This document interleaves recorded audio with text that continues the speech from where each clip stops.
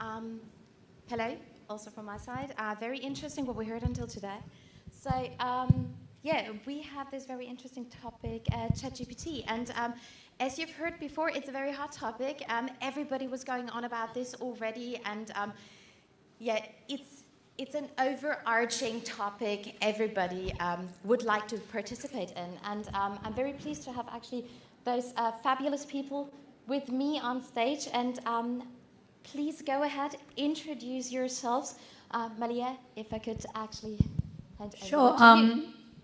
Oops, that was too close to me. Hello, everyone. My name is Maliha Farooq. I'm the head of marketing and communications for the Dolman Group. I have also been associated for the last 16 years of my life with marketing. It has been a passion. I've been associated with fields like the financial sector. I've worked for the largest bank in the country. I've also worked in making an insurtech, which is the largest insurtech in the country as well. Worked with both local and international teams on the B2B and the B2C side. I'm a Google certified marketer. I am an Amazon featured writer.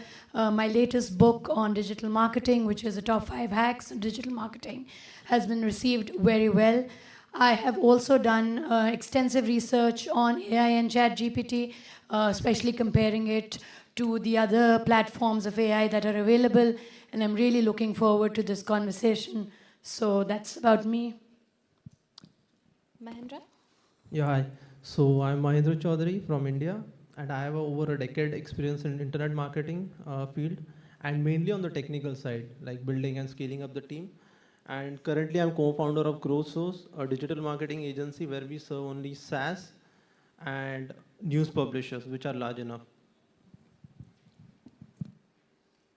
Hi, I'm Brian Hom. I'm from Vietnam, and welcome to my country, if any.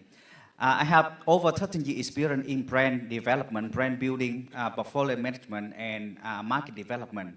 My latest position is global head of marketing of Orion, the 14th biggest confectionery company in the world. And I manage 6 categories in 50 countries. Alongside the corporate journey, I also created and managed my own startup, including cosmetic, nutrition, e-commerce, and marketing consultant for the company beyond the FMCG industry. Recently, I decided to step up away from my employment and focus on marketing consultant and writing book.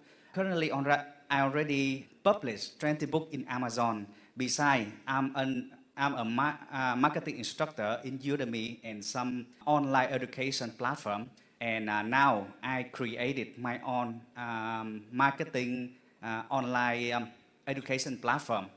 Last year, 2 weeks after ChatGPT was launched, I grabbed its potential and applied ChatGPT into my work to create and develop launch plan, communication plan, and content material for my client in different fields, including immigration, properties, education, fashion, and I'm very happy to be here and share with you my experience and insight on this topic.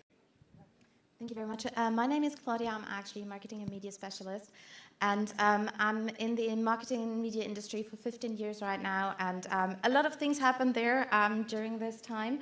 And yeah, now next top topic. And I think we directly start into it. And Mahendra, you coming from a more technological perspective. We heard a lot about marketing applications today already. What does it actually mean for you that ChatGPT is now on the market, on the fingertips, actually? Okay, so when it comes to any campaign launch, technical team is always very clear as to, what is the issue, and they can figure out the solution. But when it comes to ChatGPT, it is able to help us deliver those changes at a very rapid speed, as well as on a mass scale level. Because earlier, if a million pages or a site with million pages needs to be updated, it used to take 2 or 3 weeks to validate the data, run dry runs. But currently, with the ChatGPT, like using some Google Sheet plugin of ChatGPT, we are able to do that in a week or sometimes in 3-4 days because the data is already vented very clearly by ChatGPT. So speed and scaling is two benefits that we are seeing in the technical side. Ryan, you tapped actually already onto it, that for your clients you're implementing that. What does it mean in your daily business actually to work with that? From my side, ChatGPT is a helpful tool, a trusty assistant, a reliable colleague, a target consumer, and even the competitor at the same time. Why?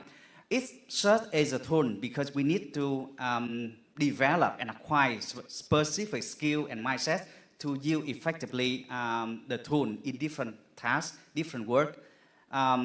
When I want to brainstorm and define something, it's helped me by offering different direction and angle to consider. So it's just like I have the assistant right by my side, and it's become a college during the discussion. We can talk, we can discuss to decide something, make the decision, or finalize the proposal. And its input is very invaluable. It makes the result better, and I think that's because it brings new idea and perspective. And when I work on the product concept or communication concept, I work with ChatGPT as the target consumer, just like conducting the FGD, mean focus group discussion, so that I can get the insight from that kind of target group. I can get the potential reaction and the insight and the preferences from the target group I want to target our products.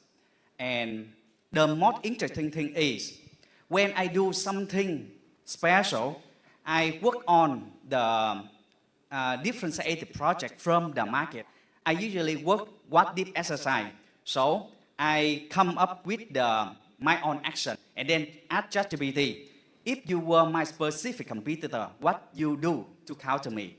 That way, we create a series of action and reaction between two sides. So it's very helpful for me. So for me, ChatGPT plays different role. Yeah, different role.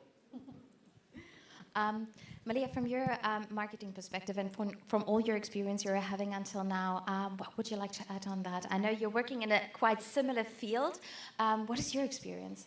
Yes, absolutely. We work in very, very similar fields, but I have a philosophy for ChatGPT as well, because I feel that it represents a very symbiotic relationship between technology and marketing professionals. I also feel that it just does not only have a very expanded capability of providing new ideas and innovative ideas, but it also acts as a collaborator because it gives very valuable insights into what went wrong and what was with the success of a campaign. And secondly, to me, it also embodies a very new way of marketing, which goes far beyond just one single way of pushing out communication from the brands to the consumer. And it now sort of dwells on very real-time, immersive, and meaningful connections that brands have with consumers and the way they talk, what they want to hear about, what kind of taglines do they resonate with. So I feel that if you ask me what ChatGPT is for me, it is probably my most valued assistant because it definitely augments my marketing capabilities, and at the same time it gives me very data-driven insights that makes me make those insightful decisions, real-time ones, whether it is to tweak a campaign or whether it is to instill more budget in it, pull back, scale up, scale down. So I think it's my confidant and my go-to tool for sure. Absolutely, and it's all about speed, and this is what this panel discussion is also about. Within seconds, you can actually implement things. But as we also heard from actually the panel before and the speaker we've heard, it's all about strategy at the end of the day. It's about how do you implement that, how do you emphasize on it, how do you exploit it the best way possible without losing actually the human spirit within all of that. As you said so nicely, Maliha, it's an assistant, it's another tool, it's something which is fantastic because you have wisdom of crowds. But then again, even though it's boring, and I know in the first panel it was about brilliant basics, and I want to actually exactly tap on that one. Ryan, talking about processes, strategies mean process as well. Where actually does ChatGPT tap into that, and how do you actually implement that when we are talking concretely about the structure? Yeah. Okay. Just go over the standards process first, and then we will explore how to apply ChatGPT into that process. So let's talk about the new product launch process in FMCG industry. Before we do any process, we usually collect the data, analyze the data, and define the unmet need of the category, and then we make the idea and concept development. I consider it as phase 1. Phase 2 and 3 we do at the same time as product development and marketing plan development, and followed by step 4 as communication pretest, and followed by step 5 as official launch, and finally post evaluation. So we start first with the phase 1, concept, idea and concept development. When I work for this one, usually I have 2 main tasks. It write the idea, write the concept, and then work for the focus group discussion to get the insight and get the feedback from the consumer. So how to develop the insight and product concept or the concept with ChatGPT? Usually I give some perspective of the target consumer to let the ChatGPT know and understand the situation and the target audience of my products, and then talk a little about the brand benefits with the reason to be just roughly, just the idea, and then I ask ChatGPT to create the insight, 3 insight or 4 insight, and from the insight, maybe some industry, I will engage with ChatGPT to fine-tune. But some industry, they write very appealing insight, and from insight, I ask them use the brand benefits with reason to believe I input earlier to create the concept for me. You know, usually it takes me around 10 minutes to some days to create just 1 or 2 product concepts. But now, just 5 minutes or maybe 2 minutes, I can create 3 different concepts. And then I need to work for the FGD with ChatGPT. I ask ChatGPT play a role, a different group with different point of view to evaluate, validate my hypothesis and assumption. Based on the discussion, give me the references, the purchase likelihood, and how appealing, how I can adjust for specific concept, and then to make the concept is more perfect. So at that time, I can finalize the concept. I move to the next phase, is the product development. And I also, let me give example. I already work with ChatGPT. I asked them to write the product formula for YT brand. And I asked for the formula. Of course, ChatGPT can offer me the formula for the products, but ChatGPT helped me to guide and to suggest for the direction, mixing, blending with all the ingredients, with herbal, some specific herbal, some specific of fruits, something like that, and it gives the insight, the trend, and the potential consumption of that kind of ingredient. And at the same time, I asked to get the help from ChatGPT for design. So it input for the design direction. Three main design direction, for example, organic style, bold style, and the style tailored to the target group.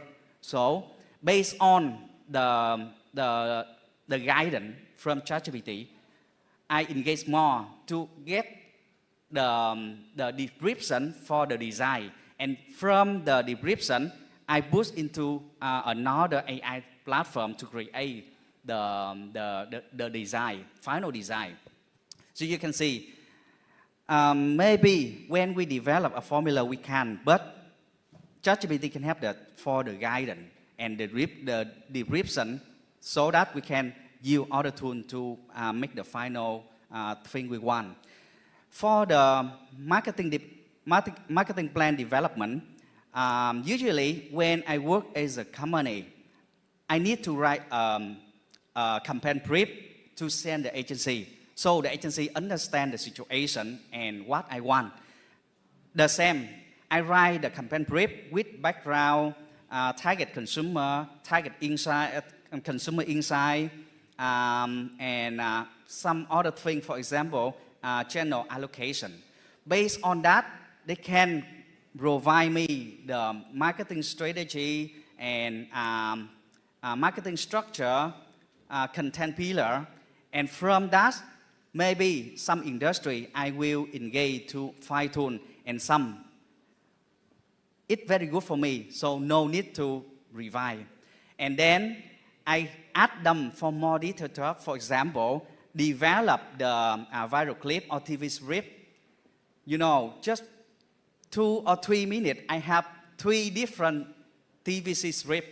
You know, in the past, when I brief to the agency, I at least need 1 month from briefing to get the final script and storyboard.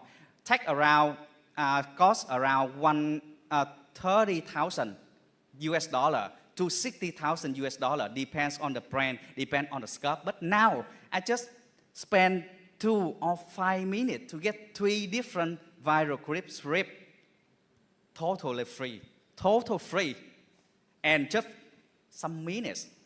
And from the script, I will ask ChatGPT to play as a target consumer, maybe 4 group or 3 group, and then ask them to validate the idea. Which script is more meaningful, most appealing to target consumer, which or what I need to adjust to improve the performance. From the validation of ChatGPT, I will proceed with production with the agency. For the TVC, we must work with the agency because need high quality. But some viral clip, I don't need to work with the agency. I just use the script from ChatGPT and upload into other platform and then create the clip for me. It's very good. So after the phase 2 or 3, I have all the things. I have products, design, pricing, marketing plan, and the next thing is a communication test. Just work with ChatGPT as conduct FGD, focus group discussion, and then get the feedback before we official launch. So next phase is optimization and performance. I think I will leave this part to Maliha. Thanks. I think most of us sitting in this room have had our hands dirty with ChatGPT, one point or the other. And I think the overall campaign process remains very similar to what Ryan said.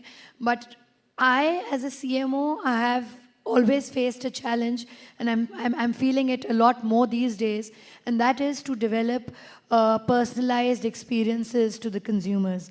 So I basically use ChatGPT across 3 main segments. The first being the target audience. And targeting the right audience is key because ChatGPT helps me not only to tell me exactly what the right audience is, but also to develop those buyer personas that are based on their personal demographics or psychographics or even their interests, or let's say where they've last shopped, or where they would aspire to shop also. And that is very important, because once you have the right audience that you've targeted to, that then dwells into meaningful lead generation, which is not just marketing acceptable leads, but also sales acceptable leads. That then gets you your return on investment and a return on ROS or whatever. The second point that I use ChatGPT in a campaign for is, and I recently did that when I was developing a brand awareness campaign for a brand that was there for a long time, but it still wanted a bit of a push to that. And that was when I developed campaign assets through ChatGPT. And that was primarily done because ChatGPT enables you to develop these campaign assets so cohesively that there remains the brand consistency across, let's say, social media posts, or website landing pages, or even blogs per se. So that is what I used it for. And the other part that Ryan very graciously mentioned, that we all have like a sword on our heads, is when we have already launched a campaign, how to monetize it, how to optimize it. As I mentioned earlier, do we upscale it, do we downscale it? And ChatGPT has provided to me not just valuable insights in terms of text, but also a very valuable trend analysis that it's done for me. It also makes these trend lines and these trend charts that get updated with obviously a plugin that you put through ChatGPT that gives you real trend lines, in real time. So I think the overall, as I mentioned, the campaign, how you execute a campaign on ChatGPT remains very similar to when you set your objectives, your campaign, you execute it, you get your target audiences, and then you monetize. But I think there are certain aspects of the campaign that ChatGPT does really, really well. And the ones that I've just pointed out to all of you. And I think if you could just give a go at that, it would really help. It's worked wonders for me, so give it a try. Thank you very much. And I think the interesting point is, as I said, the panel is all about speed. But you can see implementing actually ChatGPT is so important on so many different levels. And it's hard work actually to find the right strategy and to actually implement it the right way to get actually the best out of it. It certainly is, yes. And then it's your word against mine, right? It's the agency's word against what's the right targeting versus what I'm as a CMO telling you. And then there's a tool that tells us we're both wrong. So that is an eye-opener for sure. Absolutely. It's not just push the button and off you go, but it's really, really hard work. Mahendra, you from a technological perspective, we're all about the campaign up front. People are seeing actually. What do you say about that? What do you think? Okay, so from technological perspective, I'm sure that everyone in this room might have dealt with any developer or any technical person. And the response is always that, technical people make CMO level or any marketing person frustrated because they won't deliver things on time, or they will have very many reasons for not delivering things on time. And most of the time, you won't understand their language and they won't understand your language. So that's the classic thing which happens with us.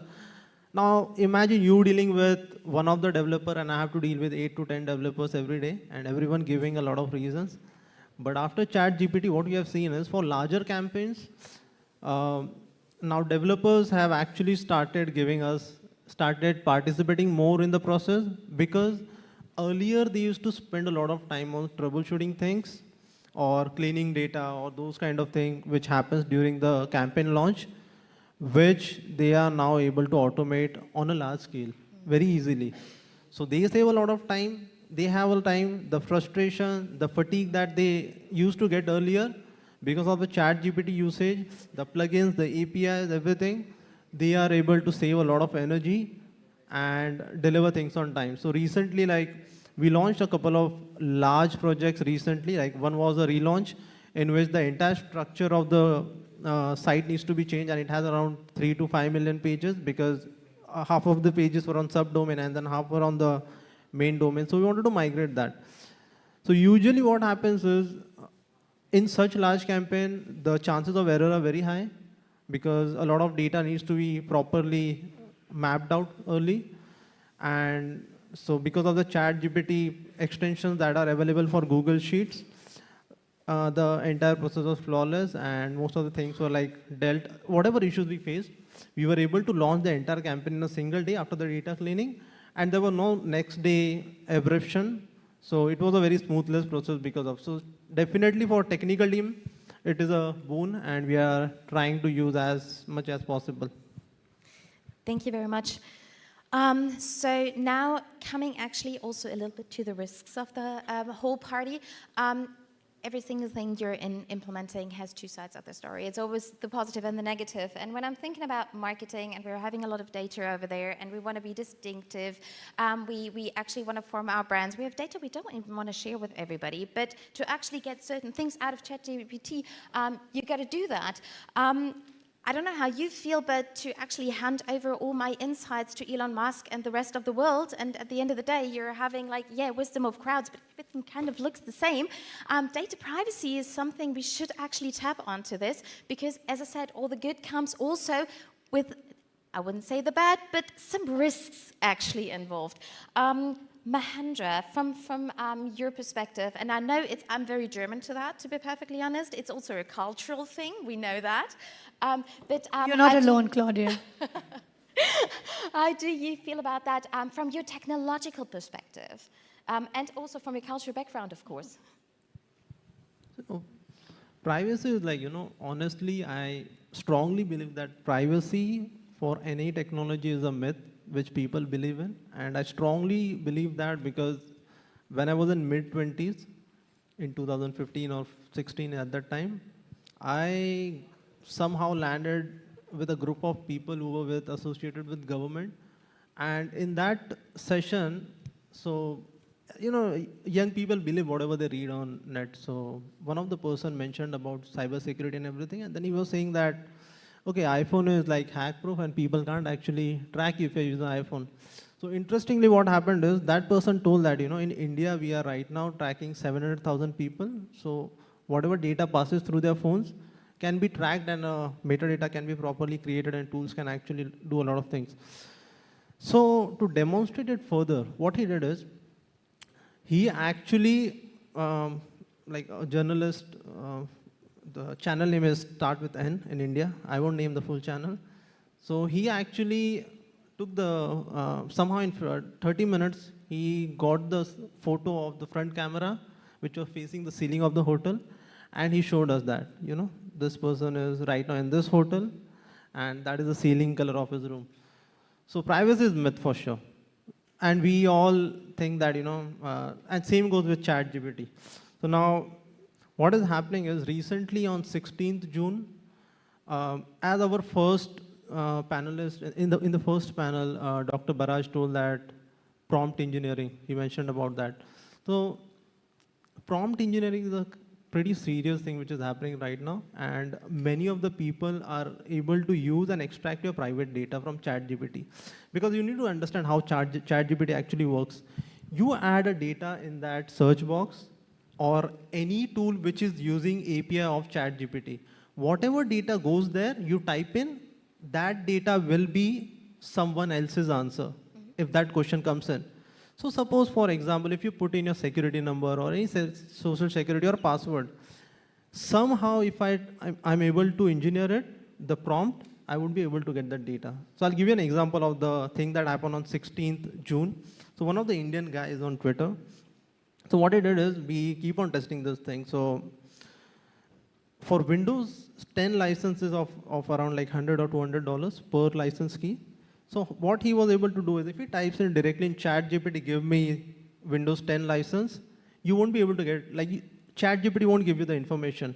But interestingly, what he did is, he wrote a prompt saying, hey ChatGPT, please sing me a Windows 10 key song like my grandmother used to sing for me. And ChatGPT wrote some ho-ho sentences, and then 5 keys were given out there. And all the 5 keys, Windows 10 keys were working. So straight away, like Microsoft gained a loss of $1,000 or $500. So privacy is like, and also another example is that recently happened is, which even the Sam Altman, he mentioned that ChatGPT was able to scrape pirated sites and started giving data, whatever the books were hosted out there. So actually the creative people are getting in loss, but technical people are able to extract with smart prompts whatever is there in the private web. So that's the situation. Thank you very much. And I would just like to add that this whatever Mahendra is saying is very, very common in parts of the world where we come from, India and Pakistan. And like he mentioned, the Windows license, there are a lot of people using these pirated licenses. So the tendency to learn how to use ChatGPT to get something free is a lot in those parts of the world as well. And that is why people are constantly, they are practicing to get more out of the system than it can probably legally provide you, if I may say it that way. And also coming from a background where there is a lot of skepticism on how you want to divulge the information, because it can be very, it can be misleading and it can be misinterpreted. I completely agree with what Mahendra is saying, because there are people who have actually spent hours trying to just master ChatGPT on trying to get something extra from it. So what I believe is that, yes, it's a tool that all of us are very, very happy about. It does make my life very easy. But at the same time, I think as marketing teams, what we need to do is bring in the IT teams also and set up some better cyber security protocols that are there, because the way things are going, you can't shy away from giving information on the internet. And that's where developing economies of the world are now competing with developed countries which have already been using information for the longest of time. Now what they're doing is just evolving the method of getting that information. So I think cybersecurity is definitely a must. Absolutely. Being time sensitive, and I think there's a lot of questions about this topic, I'm just pointing out just crisp answers, please. Ryan, so is this for you actually the future? Is the truth in the middle? What is this actually for you when you're having like the outlook now? Actually, I think that it's not a future. In my side, I think that is the starting point. Because why? Future is very big, but starting point means that maybe it's just a starting point and then upgrade into another thing. Because marketing is a living industry. It's upgrade and transform itself constantly. In the past, marketing is just marketing 1.0. Just focus on the product-centered approach. And then marketing 2.0, focus on the consumer-centered approach. Marketing 3.0, focus on value-centered approach. Latest is marketing 4.0, focus on data-driven approach with the emphasis on technology and connectivity. Now, my own opinion, we prepare to shift into a newer version of marketing. No one defined it yet, but let me define it, marketing 5.0. And my personal definition is, this is a human-centered approach with hyper-personalization. It leverages the advanced technology, including AI and deep learning machine to deliver the hyper-personalized experience to consumer. Just like in the marketing, we have the benefit laddering from the product feature, come to functional benefit, and then upgrade into emotional benefit, and finally as the aspirational benefit. Other field, just like numerology, just based on some basic personal number, we can define ourselves. So I think that in the future, AI tool or some tool like that can leverage the advanced technology and predictive analytics to define what you will want, what you will need in the future, and they will propose what you will need, not need now, but will need. So I think that in the future, we don't talk about the inside anymore. Maybe we talk about foresight. I think that we are just the user of that tool. We not the creator of that tool. We don't know when it will happen. But my message is be prepared and be open-minded. Maliha, from your perspective, talking about wrapping the whole thing up for you, the new normal we are talking about right now, as you were describing it, can you sum it up for you? What are the pros? What are the cons? What is usability for you? Can you just say in a very short way? I'll definitely try and keep it as short as possible. But before I answer that, I just want to say that the new is the normal. It's not the new normal. The new is the normal. It will continuously be evolving.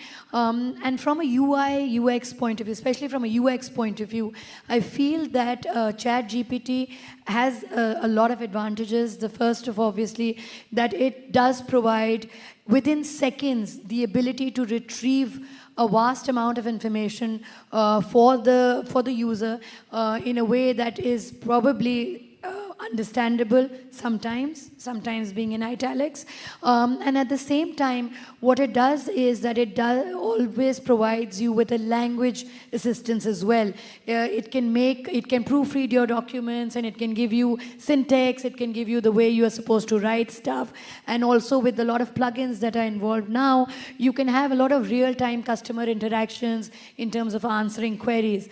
But as all tools, I feel that there is a little bit of a glitch in terms of the UX because this entire response framework is based on correlations and patterns that are derived from the training data, if I may put it that way. And that training data can have, if at any point in time, some kind of a bias or some kind of misinterpreted information that get transferred on to all of us. And if somebody just picks it at face value, that will definitely be a problem. And also, the biggest challenge I feel that it does lack emotional intelligence. So sometimes, and I'll give you a very quick, very recent example. A few weeks back, there were two brands in the country, and I'm not going to take their names, obviously because one of them used ChatGPT for a campaign tagline, and unfortunately, the system got hacked. Now, when the system got hacked, they were very clever about it, and they said, okay, we've been hacked, sorry about that, do not conduct any transactions. Obviously, we are working on it, and we'll fix it as soon as possible. The other brand, on the other end, just entered the same, prompt on GPT, trying to pick up a trend, and they said, "Can you make me a meme on what just happened?" So that is something that, and obviously the meme was made very, very inappropriate, and extremely in very bad taste. And that is what I want to know, that that is what I want to tell people, that it's one thing to have a tool, but it's a completely different ball game to understand where the ethical boundaries are being sort of compromised. And I think ChatGPT does that too well. So was that short enough? Kind of. No, but very important point. So thank you very much for actually also giving this great example. Mahendra, from your perspective, crisp, please. Yeah, sure. So, honestly, a lot of people feel that, ChatGPT is a very simple tool, but actually it's a very disorganized community right now, because you will see that, many of the tools saying that, oh, we'll create a realistic image for you. But when you sign up, you pay the amount, you go inside it, you find some cartoonish thing happening. It's not a final product. So definitely you have to go back in most of the cases to your own graphic designer and sort things out. So that's what we are facing right now.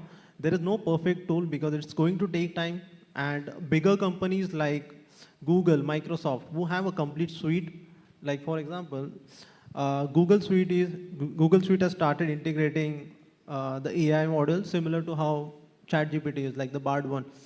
So now just imagine that as of now you need me to create a dashboard for you to calculate your revenue channels, or which campaign is bringing in how much revenue, or you want to compare things. You need a dashboard to get it done from me. But imagine Google Looker. They have the service called Google Looker, which can create dashboards. Imagine this kind of model coming in there where you simply type in a prompt saying, okay, my Facebook data is connected, my Google Ads data is connected. Tell me which one has bought me more traffic, which one has bought me more sale, what is the cost per sale. All those parameters you can compare, and you won't need me. You will simply type in the prompt, you get the answer. So those kind of things are about to happen because they are in the testing phase right now. And already I think a few of the features are launched on Gmail, but eventually in a year or so, these bigger companies are going to win, and a lot of generalists or marketing or lead side people who are into business development are going to have an amazing time working with these tools and playing with that. And another outlook I have about the technology is that right now, just imagine that whatever data you put in, so I'll give you an example of earlier one, okay? So when the face unlock came in, it came first on Android, on Samsung and OnePlus, I guess. So Samsung was the first one to launch. So when it came in, it's to send data, your face data to their server, and then you would be able to unlock it every time.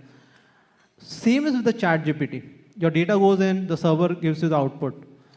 But what Apple did is, it created a chip specifically for Face ID. All the learning models were added in that chip. So now, on Apple at least, your face doesn't go to the server. Your phone has that chip, specific chip is designed for only working you're recognizing your face. So same is going to happen in next 5 years or maybe 3 years, that a chip is going to come.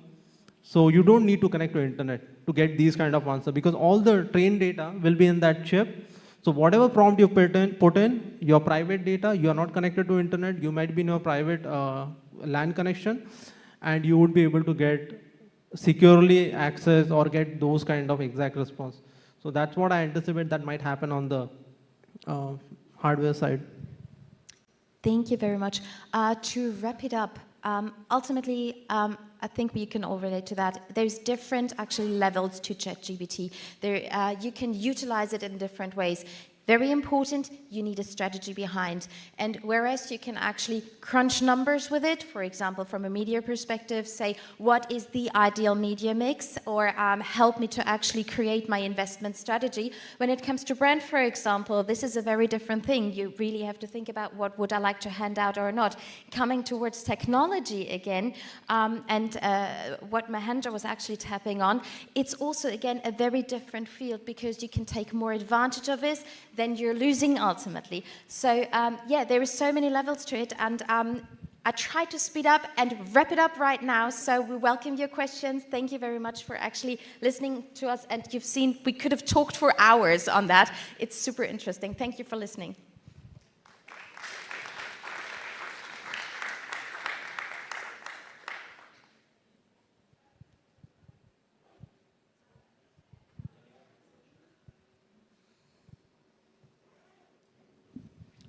Thank you. Really very interesting. My question to Maliha, you mentioned during your talk about developing assets using ChatGPT for a campaign. Can you just shed some light on what you did exactly? Thanks. Absolutely. So I didn't only do the campaign assets. Obviously, I had a plan that was generated by ChatGPT. How I did it was, I obviously wrote the campaign objectives and what I wanted to achieve out of that. But I also did a bit of, and I have to be honest with you, it did take a couple of tries, because the first try wasn't that great. Campaign assets in terms of three major things. Social media posts. So if I give you an example, for a LinkedIn post, I was trying to do something to gel in with the diversity day that was just recently celebrated. So I gave a prompt to ChatGPT to make that. And I wrote in that exactly that I would want you to draft a LinkedIn post based on the current day that is being celebrated. This is my brand, this is is what I do. I also told it the language that it's supposed to be in. So it's supposed to be either thought-provoking or funny or insightful. And at the same time, I also told, because ChatGPT, and I don't know whether that is a limitation in the part of the world that I am, does not really make any, let's say, graphics per se, but it does give you an idea on the kind of graphic that would actually suit the text. So that's exactly what it did. It gave me a graphic to it and it made a social media post. At the end of it, I also told it to put in some keywords and some hashtags that are going to be helpful in getting the reach and the engagement for the post that it did. So that's how I made my social media posts.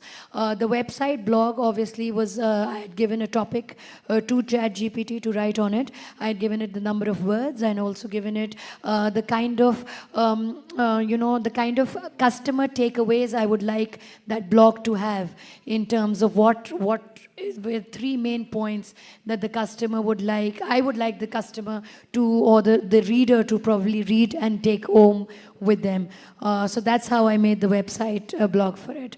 So ChatGPT is a very, very powerful tool when you want to have these campaign assets made, because not just the fact that it makes these campaign assets for you based on the prompts that you give, you can also have the ability from ChatGPT to do an A/B testing on it. So I'll make 2 particular ad sets for a particular ad and then run and then just pull it, the insights on that and then see which one has worked well and put the budget behind that.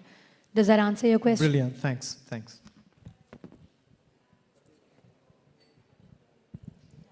Hello. Is it okay to ask a question? Yeah. Hi. Asked a question earlier and I forgot to say who I was. My name is Brenda Dempsey and I'm a publisher from the UK. And the question I've got, I'm really glad to hear you're not sugarcoating ChatGPT. And I know in a lot of the marketing that we're doing with authors to ensure that. One of the things that came up for us just last week, well, it was a conversation I had with someone who had put in their prompts into ChatGPT and they got information that then some human didn't go and verify, and they then put out an article and there was elements of that article that were incorrect. So therefore, that did not look good for that said person. So how can you guarantee within your team or the person who's using ChatGPT that verification is part of that process? I would like you to repeat that if that question is for me, because there's a noise coming from this end, so I couldn't really get your question. How do I ensure teams? I could get that point. Could you just repeat that? So the question, I won't repeat everything I said, but it's about the verification of what the content is within your ChatGPT asset, that it's factually correct, because we had a situation where it wasn't me that did it, but I'd heard and had a conversation with someone, and they had produced an article using ChatGPT whereby there was wrong information within it. Absolutely, I completely second what you're saying, and that is where I want to bring in the fact that complete reliance on ChatGPT in terms of campaign assets and even in terms of factual information that you provide has to be checked by someone. There has to be a particular hierarchy and a standard operating procedure that one needs to put in place with the authorities signing off on what goes out, and especially in terms of brands where some misinformation can actually create more harm than good, and it can come back as a backlash. So if I could just give you a short example of what I've done in where I as a CMO, what I've done is we have a maker checker principle. So if someone's using ChatGPT to make, let's say, 3 campaign assets, those are checked at different levels by someone in terms of 3 parameters. The language used, like you mentioned, inappropriate or otherwise, the kind of messaging that goes out, grammatical and syntax errors, and also spellings, because I can't emphasize it enough. And what I do check is, spaces between when you type, because that looks really bad. So that is what happens. So for instance, there is a content creator in my team who does use ChatGPT. When he makes it, he gives it to the team lead. There are 2 team leads who check it, one from a brand point of view and the other from a digital marketing point of view, business digital manager. And then because I'm a little, I'm not a control freak, but I just don't want the wrong things to go out. I do check it, and that's what it is. But my purpose of making campaign assets through GPT is because once, as marketeers, we tend to get into a comfort zone and we just type the same taglines, we write the same things, the same kind of visuals, because it's easy for us. Just to get a little more of an innovative idea as to what needs to change is where we use ChatGPT, but it's checked, and I would highly advise others to do the same.